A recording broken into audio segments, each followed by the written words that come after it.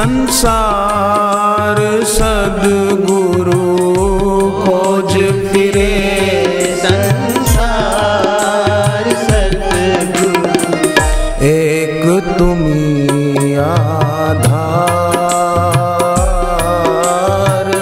एक तुम्ही आधार सद्गुरु, एक तुम्ही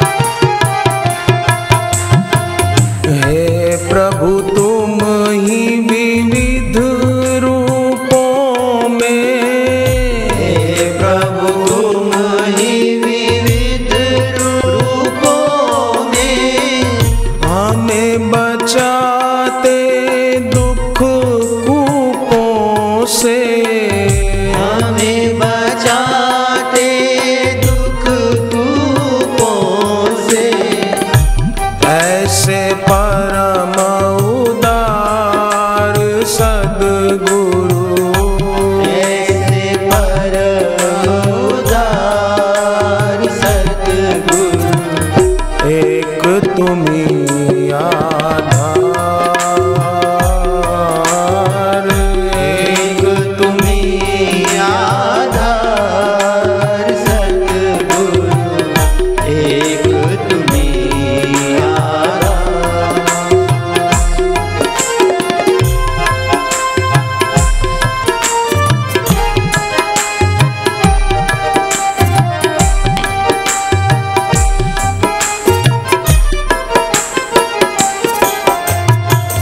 हम आए हैं शरण तुम्हारी, हम आए हैं शरण तुम्हारी, अब उद्धार करो दुख हारी, अब उद्धार करो दुख हारी, सुन लो मेरी पुकार सद्गुरु, सुन लो मेरी पुकार सद्गुरु, एक तुम्ही आधार, एक तुम्ही आधार सद्गुरु, एक तुम्ही आधार, एक तुम्ही आधार, एक तुम्ही आधार।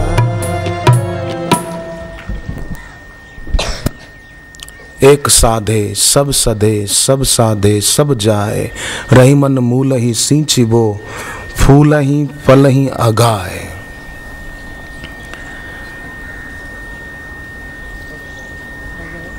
कैसा आश्चर्य है, ऐसे सद्गुरु के पास आकर भी अगर कोई दोरे धागे और तावीज और जन्म पत्रियों में ही उलझता रहे, तो ये तो ऐसा हुआ कि राजा महल बेचकर बदले में कागज में चित्रित झोपड़ी खरीदने जा रहा है।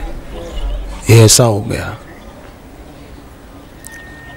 ऐसे सद्गुरु की शरण में आकर भी कोई दोरे धागे और तावीजों में ही भटकता रहा, तो ये तो ऐसा हुआ कि चातक पक्षी स्वाति नक्षत्र का पानी छोड़कर और कोई भी पानी पीने को राजी हो गया है। सद्गुरु की उपासना छोड़कर जो राशि के पत्थर पहनने में राजी हो गया, वो तो ऐसा है कि जैसे समुद्र एक लोटे में समा जाने की बात सोच रहा है। सद्गुरु की शरण आकर भी जो किसी औरों से दया की भीख मांगता है, वो तो ऐसा है कि मानो सूर्य एक दिए से प्रकाश की भीख मांग रहा है। कैसा आश्चर्य है। सद्गुरु का संग और ध्यान और ज्ञान छोड़कर जो और जगह कहीं ज्ञान पाने में जाता है, तो वो तो ऐसा है कि ऐसा आश्चर्य है कि भंवरा फूल के पास आए पर फूल ही भंवरे के पास जा रहा है, तो कैसा आश्चर्य है। भंवरा फूल के पास आए तो बात ठीक है, पर फूल भंवरे के पास जाए तो ये कितनी बेहुदी बात है। सिंह सोच रहा है कि मानो मैं सियार बन जाऊं, है तो सिंह सियार बनने की सोच रहा है, तो ये कैसी मूढ़ता है। गीता का एक श्लोक है 13वें अध्याय का 25वां श्लोक, अन्ये त्वेव जानन्तः श्रुत्वान् येभ्यो उपासते ते अपि चाति तरन्त्येव मृत्युम श्रुति परायणः। मृत्यु से पार हो जाएगा कौन? जिसको ध्यान योग सांख्य योग न आता हो, वो भी अगर आत्मज्ञानी महापुरुष के कहे अनुसार करेगा तो वो मृत्युम श्रुति परायण, वो मृत्यु से पार हो जाएगा। जैसे अभी उत्तरायण 14 जनवरी का है, तो 14 तारीख 15 तारीख 16 तारीख तक अब यहाँ आप सब समूह में हैं, तो सूर्य को जल तो जैसे देते हैं, और जल न दे सके तो मानसिक रूप से इतनी संख्या में तो सब न भी दे पाए तो, पर फिर भी अगर इन दिनों में या फिर घर जाकर भी सूर्य को अर्घ्य देते समय लोटे में पानी हो, थोड़ा सा घी हो 5-7 बूंदे, उससे सूर्य को अर्घ्य दें और धूप दीप दिखा दें, मानसिक प्रणाम कर लें और ये प्रार्थना कर दें, बुद्धि के मालिक देवता सूर्य, मेरी बुद्धि में ऐसा प्रकाश देना कि मैंने जिस मार्ग पर कदम रखे हैं मैं वहां से कभी भी पीछे न हटूं।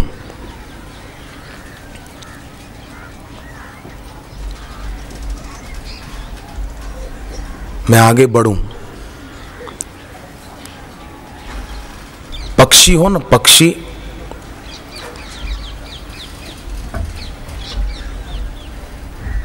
एक पक्षी था,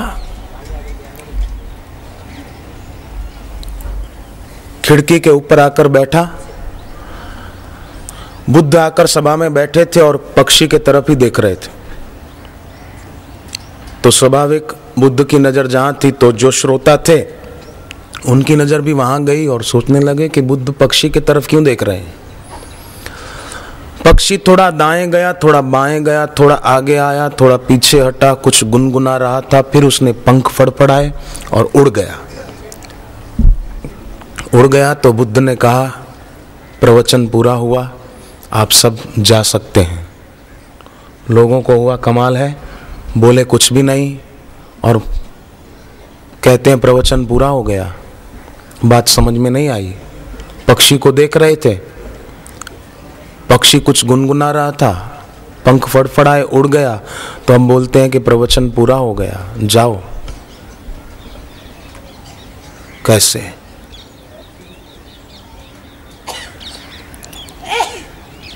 बुद्ध ने कहा कि जैसे वो पक्षी इस जगह पर आया,